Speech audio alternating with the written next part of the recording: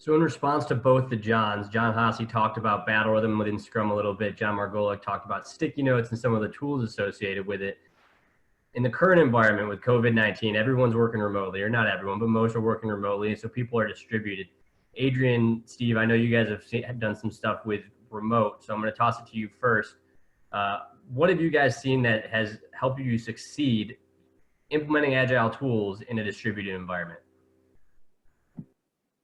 So I think one of the biggest things, I guess, first I'll answer by saying what we lost. Like, what do you lose by going from, we're used to working, so our agile team, our Scrum team, we run a C4I support center for the Marine Corps. We're composed of the Scrum team itself is Marines, government civilians, and a couple contractors in there. And we go from interacting daily physically on trouble tickets, from trouble tickets to infrastructure changes to all that.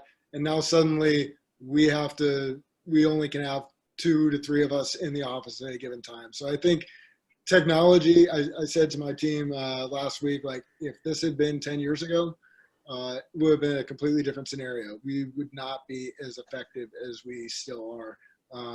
We've leveraged various technologies, Zoom. We're using Slack for collaboration to get that kind of stream of consciousness collaboration. Everyone's on there. Everyone knows they can reach out and start conversations. But beyond that, not much has changed. We didn't change any of our Scrum meetings. All that still goes on. We closed out our sprint this morning. But I think the biggest thing is knowing that everyone's available to reach out to and communicate with, because communication is key for keeping your team engaged and working in the same direction.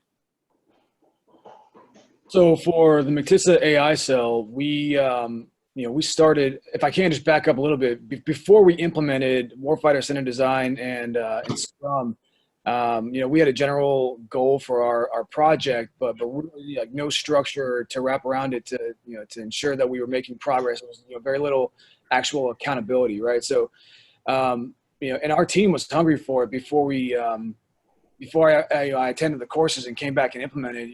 They were already looking at tools like Jira and Confluence through DI2E offered by the Air Force. And so when we got back from the courses, we fully implemented it. Ran sprint planning session. But we took a hybrid approach. We used stickies on the wall, information radiators, like physical information radiators, to do the project planning, and then using the Post-it note app, sent PDFs to ourselves so we can transport everything into Jira, so that we could operate kind of in a distributed manner, right? Because not everybody on my team is co-located every minute of every day. Jira allows us, using the virtual Kanban board to keep track of everything that we've got going on, no matter where we're all located.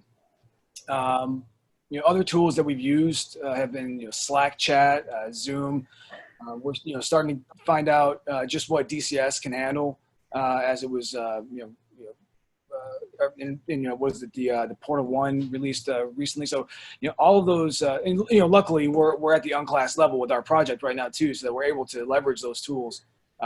We do have licenses for Teams at McTissa that we've been using as well for those who can remain on the McSend in our distributed nature.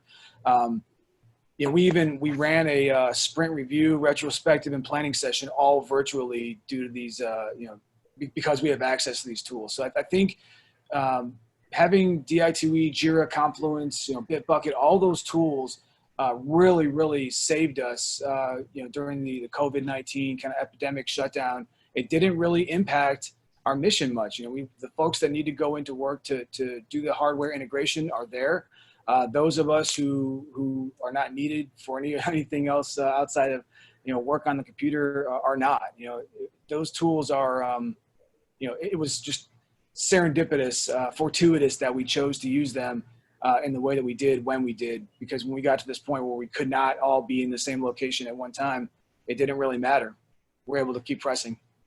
And to caveat off that, Steve, and I saw a comment in the webinar chat, why aren't we using DISA collaboration apps and various other things. I'm hoping one of the good things to come out of this this whole crisis situation is, like, for those of us that can operate not even at FOUO level, but just general coordination on Zoom and other non-government applications, it's working. So hopefully coming out of this situation, DISA and the Marine Corps and the Navy and DOD understand the value of these collaboration tools and invest heavily in making usable capacity tools that have the capacity to support the entire force and continue to operate like this.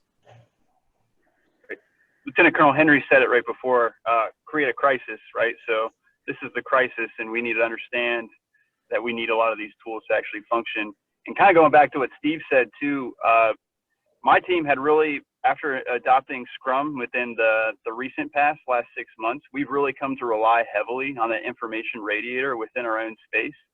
So this has created a bit of a crisis for us, because it was a time that we all, much like I think a lot of other people on this call, we started to focus on agility through teamwork and face-to-face interaction instead of relying on email and some of those other virtual tools.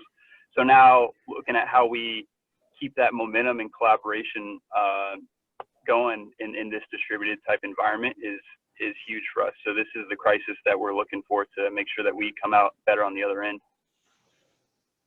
I can speak here along those lines too. Leading a software development group, I would say they've been practicing social distancing in general. So therefore having the opportunity to go home and work. We didn't lose much in the way of productivity. Comms has been good. And I think for us, it's the detachment from probably the bureaucracy just a little bit has helped us maybe pick up our level of productivity, not as many meetings during the day. I'd say it's probably affected us in a positive way to some extent. And I know that when we move back to a operational status that's a little more quote unquote normal, whatever that looks like in the future, if we go back to where we once were, we might see a little bit of a change. It's interesting having conversations with folks who are working longer days, being at home, actually find themselves being plugged in a little bit longer, doing more work than they may have traditionally done in like their classic government 8-hour day, come in and go home type scenario. So that's been one of the interesting features of this current operational status for us, is just the days tend to be a little bit longer actually.